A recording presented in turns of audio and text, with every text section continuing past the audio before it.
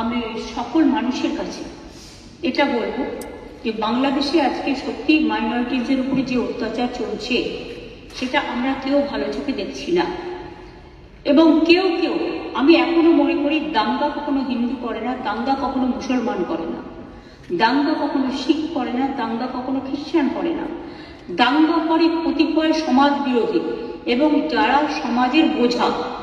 সুতরাং এই ব্যাপারটিকে এই অ্যাঙ্গেল থেকে দেখে আমরা সবাই যেন এমন কোনো মন্তব্য না করি যাতে আমাদের কোনো রকম পরিস্থিতি বাংলায় এটাকে নিয়ে খারাপ হয়। আমি কৃতজ্ঞ যে একদিকে হিন্দু ধর্মের মানুষরাও প্রতিবাদ করছেন, অন্যদিকে সংখ্যালঘু ইমামরাও কালকে প্রেস কনফারেন্স করে পরিষ্কার বাংলাদেশে যে মাইনরিটিদের উপর অত্যাচার হচ্ছে তারাও কিন্তু এটাকে তীব্র নিন্দা করেছেন এবং মাইনরিটিদের সেফটি এবং সিকিউরিটির ব্যাপারে বলেছেন। এটা বাংলায় প্রথম, যারা মনে রাখবেন এটা আমাদের ধর্মনিরপেক্ষতার একটা প্রধান একটা স্তম্ভ এবং আমি সকলকে এই জন্য অভিনন্দন জানাচ্ছি। আমাকে অনেক সংখ্যালঘু সম্প্রদায়ের অনেকে বলেছিলেন যে আমরা মিছিল করতে চাই, প্রতিবাদ করি। আমি বলেছিলাম না, মিছিল করলে অনেকে তো আছে জানে না, এই সময় সুযোগ নেয় রাজনীতি, আবার একটা দাঙ্গা লাগিয়ে দেবে। আমি দাঙ্গাতে চাই না, আমরা দাঙ্গা চাই না, শান্তি চাই। একটা হিন্দুর গায়ে যে রক্ত আছে, একটা মুসলিমের গায়ে সে রক্ত আছে, একটা ভাইয়ের গায়ে যে রক্ত আছে, একটা বোনের গায়ে সে রক্ত আছে, একটা পাঞ্জাবির গায়ে যে রক্ত আছে, একটা শিখের গায়ে খ্রিস্টানের গায়ে সে রক্ত আছে। আমরা নিজেদের মধ্যে ভেদাভেদ না করে, আর কয়েকটি মিডিয়া আই মাস্ট সে, আমি অ্যাপিল করছি তাদের কাছে, এটা উত্তরপ্রদেশ নয় যে আপনাদের ব্যান করে দেবে, এটা উত্তরপ্রদেশ নয় বা রাজস্থান নয় যে আপনাদের অ্যারেস্ট করে নিয়ে যেভাবে সাংবাদিকদের উপর অত্যাচার হয়েছিল, আমার কাছে ছবি আছে, সেটা করব। কিন্তু আমি নিশ্চয়ই আবেদন করতে পারি, অনেকগুলো ফেক ভিডিও বাজারে চলছে, কোনো একটা পলিটিক্যাল পার্টির পক্ষ থেকে কিছু ফেক ভিডিও চালিয়ে আগুন লাগাবার চেষ্টা করা হচ্ছে। প্লিজ দয়া করে, অনুগ্রহ করে উভয় সম্প্রদায় এর থেকে বিরত থাকুন। আমরা কেউ কিন্তু কারো পক্ষে নয়, সবাই কিন্তু সবার পক্ষে, এটা মাথায় রাখতে হবে। আমি বারবার বলি, ধর্ম যার যার আপনার, উৎসব কিন্তু সবার। বাংলাদেশের ব্যাপারে government of India, late government of India to decide. এখানে আমরা যেন কেউ অতিরিক্ত কথা না বলি এবং অতিরিক্ত কথা বলে পরিস্থিতিটা নষ্ট না করি। যারা ভাবছেন এটা নিয়ে রাজনীতি করবেন তারা জেনে রাখুন, ওটা করতে গেলে আপনার রাজ্যেরও ক্ষতি হবে, ওখানেও যারা আমাদের বন্ধু বান্ধবরা আছে, ভাই বোনেরা আছে, তাদেরও ক্ষতি হবে। আমরা এটা চাই না। গভর্নমেন্টের কতগুলো পলিসি আছে, যেমন এক্সটার্নাল অ্যাফেয়ার্স পলিসি, এটা গভর্নমেন্ট অফ ইন্ডিয়ার ভাগ্যে পড়ে, আমাদের নয়, ওদের জুরিসডিকশনে পড়ে। অনেকে ওপার বাংলা থেকে এপার বাংলা আসতে চাইছে কিন্তু তারা ঢুকতে পারছে না। আমাদের কোনো আপত্তি নেই, কিন্তু সেখানে বর্ডার সিকিউরিটি ফোর্স দায়িত্ব নিয়েছেন, তারা আসতে দেবে কি দেবে না এটা তাদের ব্যাপার, সেই নিয়েও আমি কোনো কটু মন্তব্যে যাব না। কিন্তু যাদের টাকা আছে, পয়সা আছে, ভিসা আছে, পাসপোর্ট আছে, তারা তো প্লেনে চলে আসছে।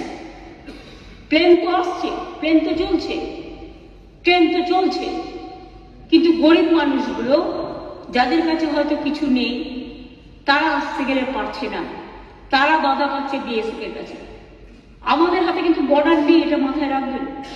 তাই আমি সবাইকে বলবো, এমন কোনো কথা যাতে আমরা না বলি যাতে কোনো আমাদের পক্ষও নয়, এ পক্ষও নয়, ও পক্ষও নয়। আমি সবাইকে আবেদন করছি যাতে কোনো অতিরিক্ত কোনো প্ররোচনা সৃষ্টি হতে পারে। আমি যতদূর জানি কালকে ফরেন সেক্রেটারি যাবেন বাংলাদেশে, আজকেই যাচ্ছেন, কালকে ওদের মিটিং আছে। সুতরাং লেট দেম ডিসাইড।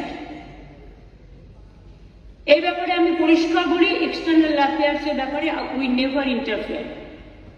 আমাদের দলের পলিসি হচ্ছে এবং আমাদের সরকারেরও, আমরা সবসময় এ ব্যাপারে গভর্নমেন্ট অফ ইন্ডিয়া যে গাইডলাইন্স দেয়, এক্সটার্নাল অ্যাফেয়ার্স যে গাইডলাইন্স দেয়, এটা কিন্তু আমরা মেনে চলি। তাই আপনাদের সবাইকে অনুরোধ করব, আসুন আমরা এমন একটা পরিবেশ সৃষ্টি করি যাতে এপার বাংলা দেখিয়ে দেবে যে আমরা ভারতবর্ষ, আমাদের জাতীয়তাবোধ, আমাদের দেশাত্মবোধ, আমাদের মমত্ববোধ, আমাদের স্নেহবোধ, আমাদের ধন ধান্যে পুষ্পে ভরা আমাদের এই বসুন্ধরা, তাহার মাঝে আছে দেশ এক সকল দেশের সেরা, সে যে স্বপ্ন দিয়ে তৈরি, সে যে স্মৃতি দিয়ে ঘেরা। এমন দেশটি কোথাও খুঁজে পাবে না কো তুমি, সকল দেশের সেরা, সেদের মোদের জন্মভূমি। এই জন্মভূমিকে আপনারা প্রতিপালন করেছেন, জন্মেছেন এই মাটিতে। এই মাটিটাকে সমৃদ্ধ করুন, ভালোবাসুন, এবং যদি কেউ বিচ্ছিন্ন করতে আসার চেষ্টা করে তাকে প্রতিরোধ করুন, এবং সেক্ষেত্রে বাঁধ ভেঙে দিতে হবে। আর যারা কেউ কেউ বলছে বিহার দখল করব, উড়িষ্যা দখল করব, আমি বলি ভাই ভালো থাকবেন, সুস্থ থাকবেন, সুন্দর থাকবেন, কিন্তু এত বড় হিম্মত আপনাদের কেন? কারণ নেই যে বাংলা, বিহার, উড়িষ্যা সব নিয়ে নেবেন আর আমরা বসে বসে লালিপপ খাব। এটা ভাববার কোনো কারণ নেই। আমরা যথেষ্ট সচেতন নাগরিক এবং আমরা যথেষ্ট সক্রিয়, কিন্তু আমরা ধৈর্যের পরীক্ষা দিই। তার কারণ এটা আমরা রবীন্দ্রনাথ ঠাকুরের কাছে শিখেছি যে আগুনের পরশমণি ছোঁয়াও প্রাণী, এই জীবন পূর্ণ করো, এই জীবন পূর্ণ করো, এই জীবন পূর্ণ করো।